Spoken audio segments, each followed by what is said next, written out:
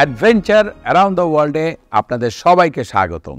দেশের সীমানা পেরিয়ে নানা দেশের প্রকৃতি ও জীববৈচিত্র্যকে তুলে ধরা হচ্ছে এই অনুষ্ঠানে। বিশ্বের বিভিন্ন দেশের প্রকৃতি ও জীববৈচিত্র্য নিয়ে আমাদের এই বিশেষ আয়োজন adventure around the world.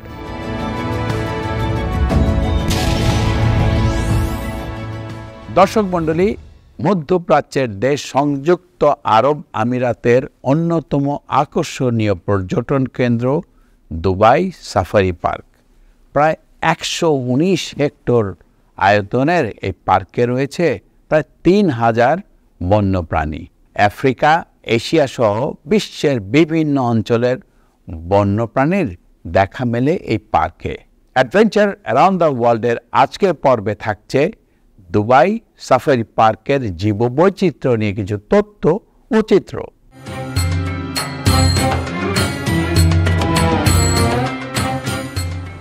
Adventure around the ওয়ার্ল্ডে আমি এসেছি দুবাইয়ে এবং দুবাই সাফারি পার্কে এগিয়ে যাচ্ছি। দুবাই সাফারি পার্কটি দেখার অনেক দিনের শখ ছিল এবং সেই দুবাই সাফারি পার্ক, যেটা সংযুক্ত আরব আমিরাতের অন্যতম আকর্ষণীয় পর্যটন কেন্দ্র। দুবাই শহর থেকে হাঁটার পথে যেতে আল ওয়াকাতে এই পার্কটি অবস্থিত।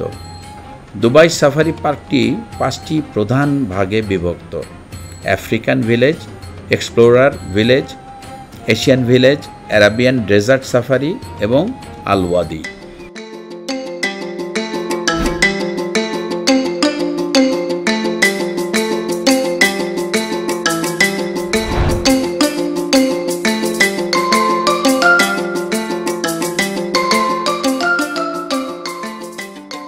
দুবাই সাফারি পার্কের ভেতরে এসেছি, এখন যাব সামনে এবং তারপর এই জার্নিটা শুরু হবে। সামনে কিছু নানা ধরনের যানবাহন আছে, বেসিক্যালি এই অ্যানিমেলগুলো দেখার জন্য কিছু কিছু যানবাহন আছে যেগুলিতে উঠতে হবে।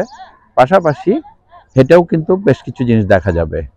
তো ভেতরে যাচ্ছি, চলুন দেখা যাক ভেতরে কি কি আছে। ইকো ট্যাক্সিতে উঠেছি, ইকো ট্যাক্সি করে এখন এই সাফারি পার্কের ভেতরে যাব। এত সুন্দর সবুজ এই মরুভূমির ভেতরে কল্পনা করা যায় না। এটা ইলেকট্রিক একটা গাড়ি এবং এটা ইকো ফ্রেন্ডলি, সেই কারণে এখানে ব্যবহার করা হচ্ছে।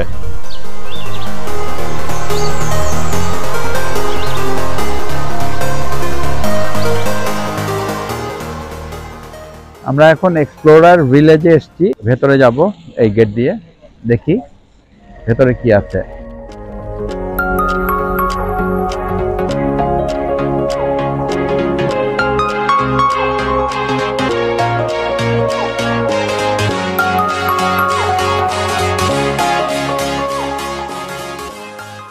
এলিফ্যান্ট কাফের মধ্যে বিশাল এলিফ্যান্ট এবং তার সাথে খাওয়া দাওয়ার ব্যবস্থা। সাফারি জার্নি আমরা এখন শুরু করব। এখান থেকে ভেতরে যাচ্ছি। এখানে স্টিম দেওয়ার ব্যবস্থা করা হয়েছে, যেহেতু মরুভূমি বেশ গরম কিন্তু ভেতরে।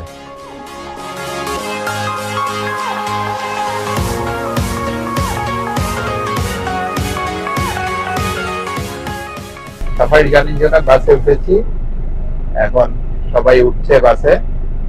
সবার ওঠা শেষ হলে পরে বাসটা ছাড়বে এবং আমরা ভেতরে যাব।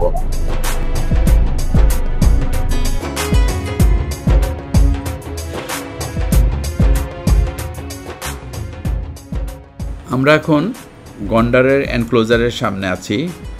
এখানে কয়েকটি গন্ডার গাছের নিচে বিশ্রাম নিতে দেখা যাচ্ছে। সাধারণত একটু কালচে দেখি আমরা, কিন্তু এরা একটু ফেয়ার কালারের। গন্ডার কিন্তু হারিয়ে গেছে চিরতরে বাংলাদেশ থেকে। আমরা এখন দেখি বাইরে গেলে অথবা আমাদের চিড়িয়াখানাতে।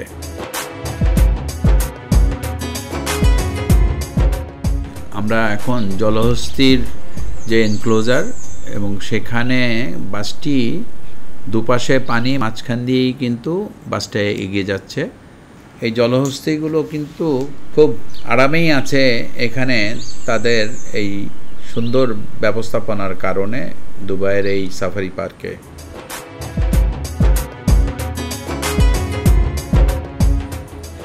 জলহস্তির এনক্লোজারটা পার হওয়ার পরে ন্যাচারালি এত সুন্দরভাবে এই জায়গাগুলোকে সাজানো হয়েছে। এখানে গাছগুলো, জলাশয়, মাঝে মাঝেই কিন্তু বক আছে এবং অন্যান্য প্রাণী আছে। এর ভেতরে কিন্তু ছোট ছোট মাছও আছে এই জলাশয়গুলোতে। বেশ একটা ন্যাচারাল পরিবেশেই কিন্তু তাদের সময় কাটাচ্ছে।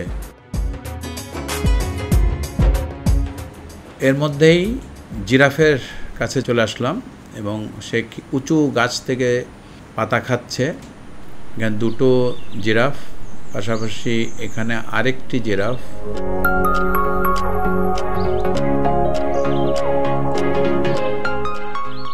এইখানে দেখা যাচ্ছে যে অরিক্স, জেব্রা, নানা ধরনের প্রাণী ঘুরে বেড়াচ্ছে। এখানে বেশ বড় করে এই এনক্লোজারটা তৈরি করা হয়েছে।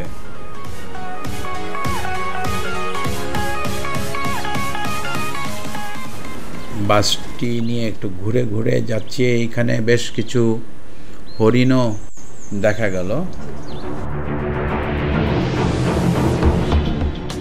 এবার আমরা সিংহের এনক্লোজারে ঢুকবো।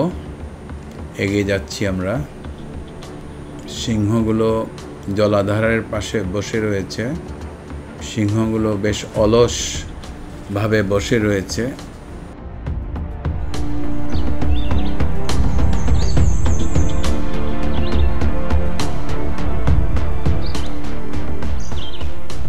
সিংহের এনক্লোজার থেকে বের হয়ে কিছু দূর এগিয়ে আসার পরে একটা ব্রিজ পেলাম। ব্রিজটা ক্রস করার পরে পেলাম বেশ অনেকগুলো লং হর্ন। এই লং হর্ন কিন্তু খুব বিখ্যাত টেক্সাসে এবং তাদের একটি টিমের নামও লং হর্ন, ফুটবল টিমের। আমরা সামনে এগিয়ে যাচ্ছি বাস করে।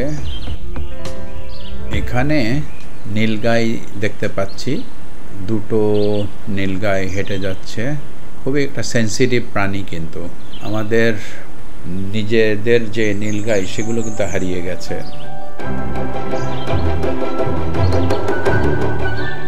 আরও কিছু অরিক্স এখানে দেখতে পাচ্ছি। এই অরিক্সগুলো কিন্তু আরব দেশে কিন্তু খুবই বিখ্যাত এবং ওদের ন্যাশনাল প্রাণী এটা।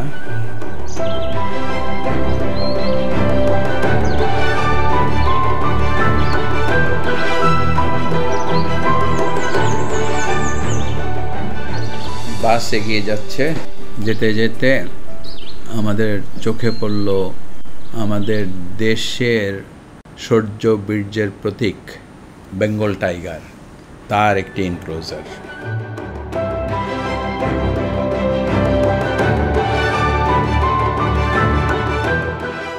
একটি বেঙ্গল টাইগার খুব মনের আনন্দে একটি পাহাড়ের খাঁজে শুয়ে রয়েছে।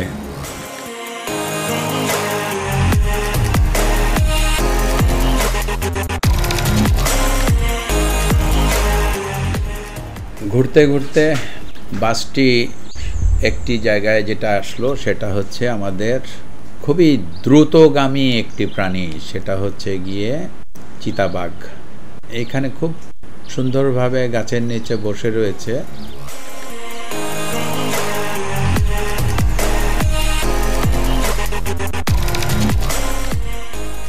এবং একটি আবার ছাদের উপরে উঠে বসে রয়েছে। খুব মজার ব্যাপার। ও কিন্তু দ্রুত গাছে উঠে যায়। মানে কেউ যদি নিজেকে বাঁচানোর জন্য গাছে উঠে রক্ষা পাওয়ার চেষ্টা করবে, সে উপায় নাই, কিন্তু ও কিন্তু ঠিকই গাছে উঠে ধরে ফেলবে তাকে, সেটা মানুষ হোক আর অন্য কোনো প্রাণী হোক। সুতরাং চিতার হাত থেকে বাঁচা কিন্তু খুব কঠিন।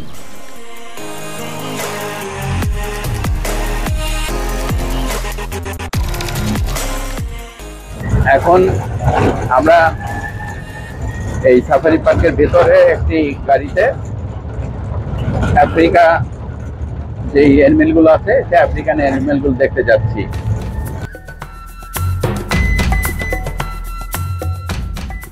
আমরা এখন আফ্রিকান ভিলেজে এসেছি।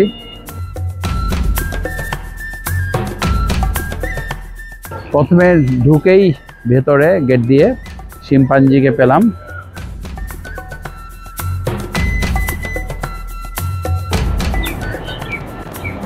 শিম্পাঞ্জি হাউসে ভেতরে যাব এখন।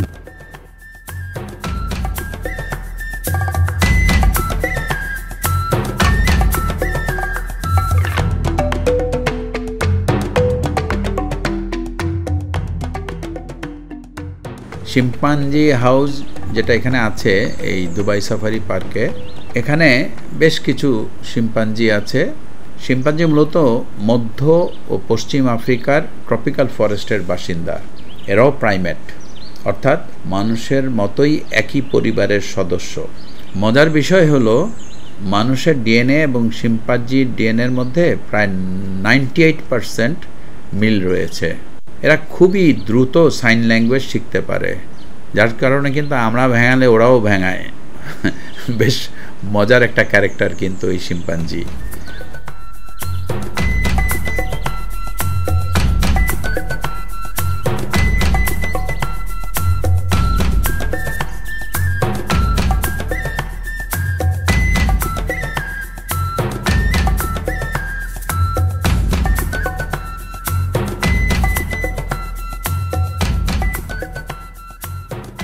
গরিলা হাউসে ঢুকবো এখন।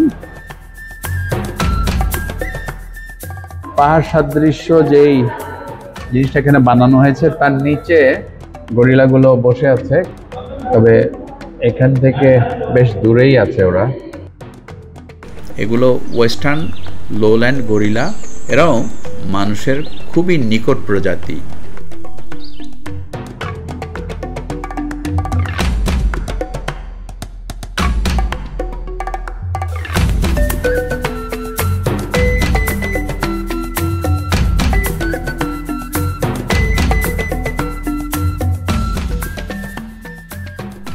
আফ্রিকান ভিলেজ থেকে আমরা চলে এসেছি এভিয়ারি এনক্লোজারের কাছে।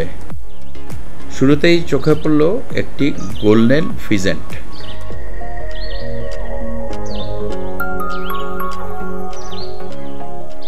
ওয়েস্টার্ন ক্রাউন পিজিয়ন,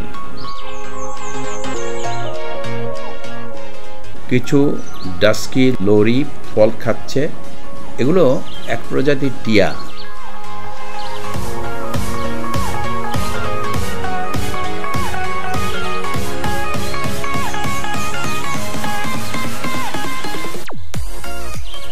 সরালি হাঁসও দেখা যাচ্ছে, পানিতে বেশ মজা করে সাঁতার কাটছে।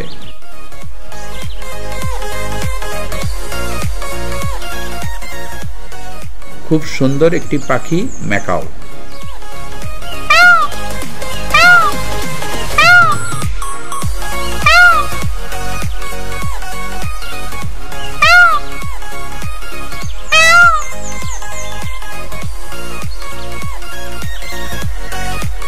আমাদের দেশের ময়ূর, এই ময়ূর আমাদের দেশ থেকে হারিয়ে গেছে।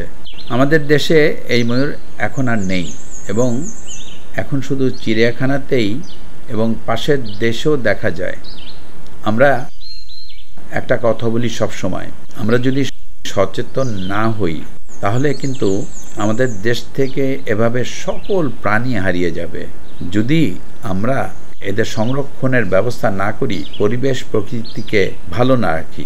এই যে মরুভূমির মধ্যে দুবাই সাফারি পার্ক এ ধরনের পরিবেশ বান্ধব সাফারি পার্কগুলো তৈরি করেছে, এরা পরিবেশ প্রকৃতি নিয়ে ভাবে, এটা একটা বিরাট ব্যাপার। সুতরাং আমাদের সব আছে, কিন্তু এগুলো হারিয়ে যাচ্ছে আমাদের অসচেতনতার কারণে। সুতরাং মাথায় রাখতে হবে, যদি প্রকৃতি থেকে এইসব প্রাণী হারিয়ে যায় তাহলে পরিবেশও নষ্ট হবে, আমরা নিজেরাও হারিয়ে যাব। আমাদের পরিবেশ প্রকৃতিকে ভালো রাখার জন্য আমাদের সবাইকে কাজ করতে হবে।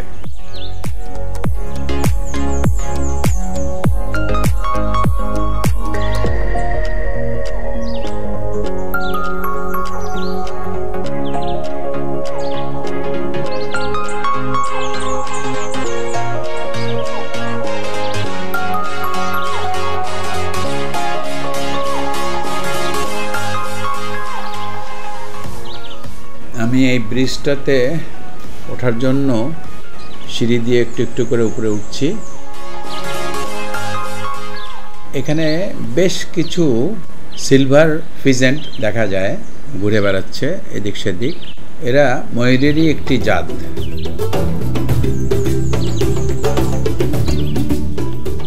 ঘুঘু পাখিটার এত কাছে আমি, কিন্তু ও একটুও নড়ছে না, মনের আনন্দে ওর কাজ করে যাচ্ছে।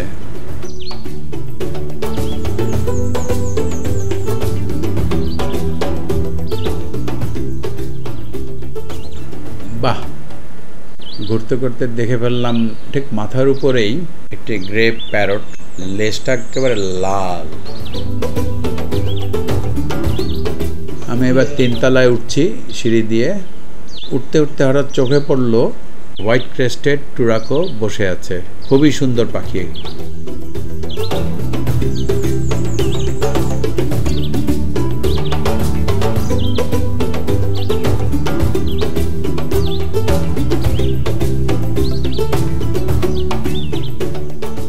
একটি ইগুয়ানা জলাশয়ের পাড়ে এসে পানি খাচ্ছে। এটি একটি লিজার্ড। এর পিঠের উপর এক সারি কাঁটা আছে, যার সাহায্যে এরা শত্রুর হাত থেকে নিজেদের রক্ষা করে। এবং এটাকে কিন্তু ঠিক যে এরা এখানে খুব প্ল্যান করে রেখেছে তা না, কিন্তু এই এলাকারই বাসিন্দা।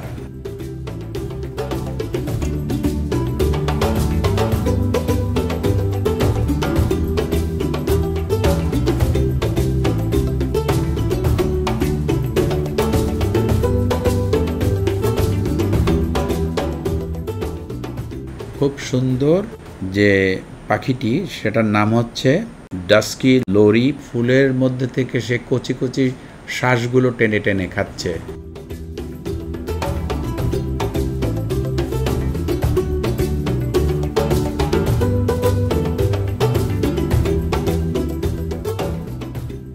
এখানে বেশ কয়েকটি হাতি দেখা যাচ্ছে। হাতিগুলো বালুমাটি নিয়ে তাদের শরীরে ছিটিয়ে দিচ্ছে। এভাবে হাতিগুলো তাদের শরীরের তাপমাত্রা নিয়ন্ত্রণ করে আর মশামাছিকেও দূর করে। হাতির শরীর অনেক বিশাল, তাদের দেহের তাপমাত্রাও বেশি থাকে, তাই গরম থেকে বাঁচতে তারা এভাবে শরীরে পানি বা মাটি ছিটিয়ে গোসল করে। এখানে যে হাতিগুলো রয়েছে এগুলো আফ্রিকান হাতি।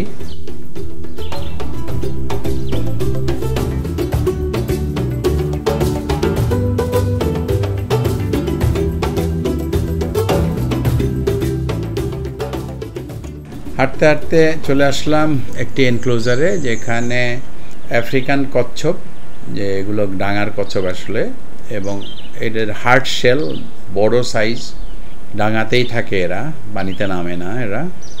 পাশাপাশি এখানে ওয়াইল্ড বোর বা যাকে আমরা বাংলায় বলি দাতাল শূকর।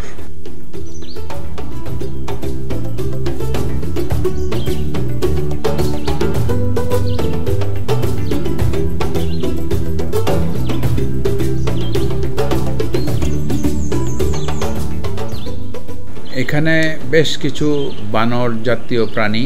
একটি হচ্ছে মোনা মাঙ্কি, যেটা ওয়েস্ট আফ্রিকার থেকে এসছে, এবং এটা কিন্তু সচরাচর আমরা দেখতে পাই না, কিন্তু এখানে পেলাম। বেবুন ঘুরে বেড়াচ্ছে লেকের পাড় দিয়ে, খাবার খুঁজছে ওরা।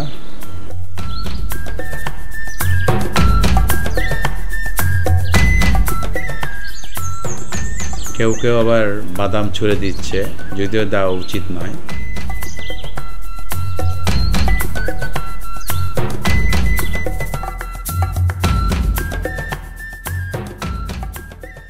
এখানে বেশ কয়েকটা আফ্রিকান সাদা লায়ন আর লায়নেস, একটি সাদা সিংহ আর 4টে সিংহী আছে এখানে সাদা।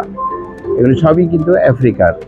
সব মিলিয়ে এখানে 4টা সিংহী, সাদা সিংহী, একটি সিংহ।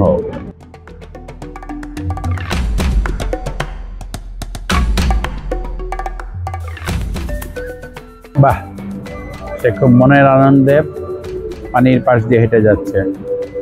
পানি খাবে মনে হচ্ছে ও। হ্যাঁ, ওর নিজের প্রতিবিম্ব দেখে পানিতে নিজেই হা করছে, হুঙ্কার দেওয়ার চেষ্টা। পানি খাচ্ছে এখন।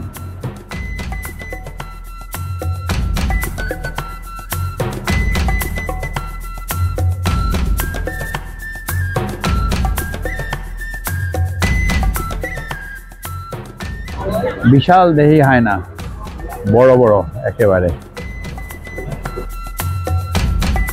এরা কিন্তু ভয়ঙ্কর আফ্রিকান হায়না।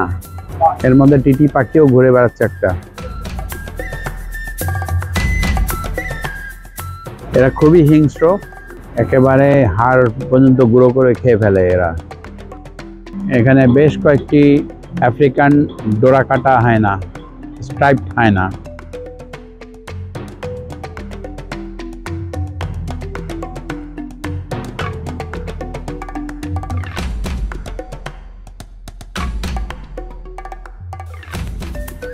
এখানে বন বিড়াল ঘুরে বেড়াচ্ছে একটা, একেবারে বাঘের মতো দেখতে।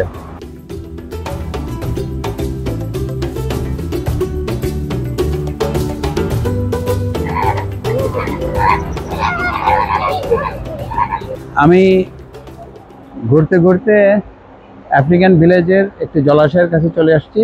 এখানে হচ্ছে অনেকগুলো ফ্লেমিঙ্গো গুলো খুব সুন্দর লাগছে। তারা তাদের পিঙ্ক পায়ের উপরে দাঁড়িয়ে রয়েছে এবং তাদের কিছু কিছু পাখা কিন্তু পিঙ্কও হয়ে গেছে। সাধারণত প্রজননের সময় তাদের পাখাগুলো পিঙ্ক হয়ে যায়।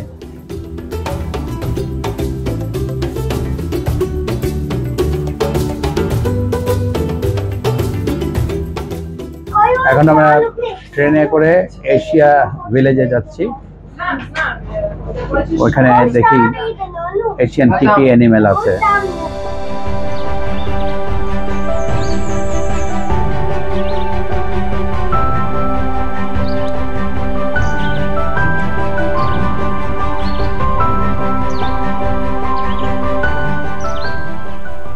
এখানে একটি গিবন বা উল্লুক।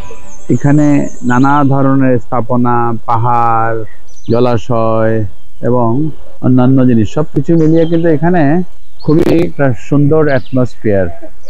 সত্যি এখানে যে ধরনের পরিবেশ সৃষ্টি করা হয়েছে এই মরুভূমির মধ্যে কল্পনাতীত।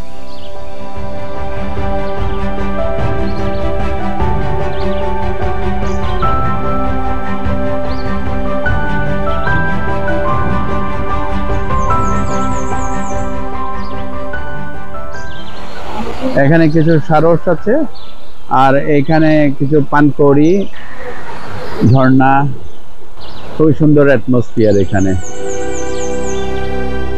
এশিয়ান ভিলেজের নানা স্থাপনার মধ্যে একটি জিনিস বেশ বোঝা যাচ্ছে যে চাইনিজ প্রভাবটা অনেক বেশি এখানে।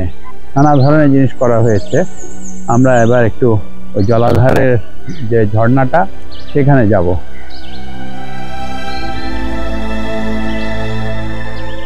উপর থেকে যে জলাধারটা দেখেছি সেটারই নিচে এসেছি এবং এখানেই পানকৌড়িগুলা এবং সারস ছিল, সবই আছে ওরা ওই পারে।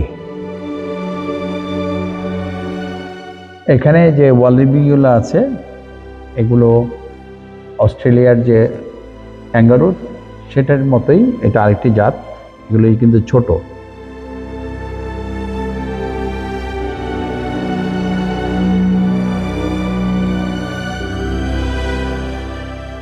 এশিয়ান ভল্লুক, সে একাকী ঘুরে বেড়াচ্ছে একা একা। এর মধ্যে টিপটিপ বৃষ্টি শুরু হয়েছে। এই মরুভূমির মধ্যে বৃষ্টি পাওয়া এটাও কিন্তু ভাগ্য।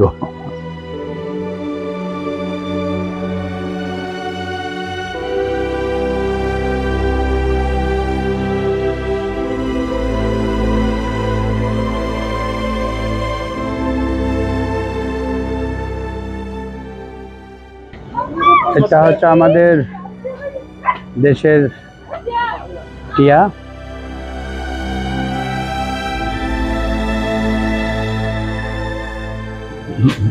বাহ বাহ বাহ।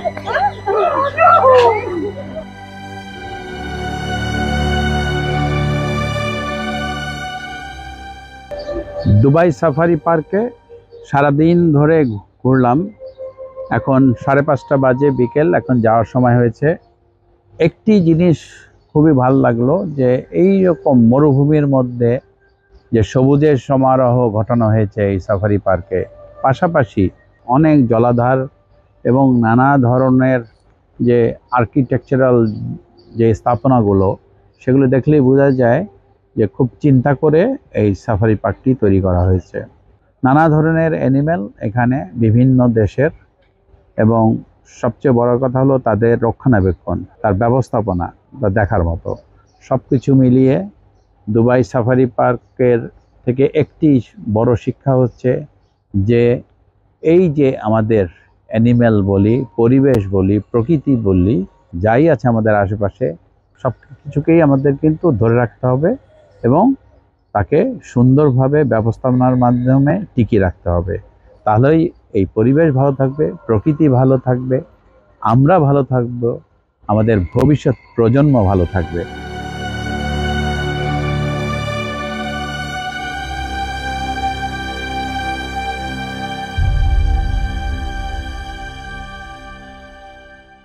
শুধু দর্শক, আমরা এতক্ষণ দেখলাম দুবাই সাফারি পার্কের বৈচিত্র্যময় বন্যপ্রাণী পরিবেশ বান্ধব ভ্রমণ কেন্দ্র হিসেবে পর্যটকদের শিক্ষা ও বিনোদনের সুযোগ রয়েছে এই পার্কে। আমাদের দেশের সাফারি পার্কগুলোতেও দর্শনার্থীদের পরিবেশ বিষয়ক শিক্ষার সুযোগ তৈরি হলে বাংলাদেশের প্রকৃতি সংরক্ষণ কার্যক্রম আরও এগিয়ে যাবে। সুন্দর প্রকৃতিতে গড়ি সুস্থ জীবন, আশা নিয়ে শেষ করছি আজকের অনুষ্ঠান। আপনারা সবাই ভালো থাকুন, সুস্থ থাকুন।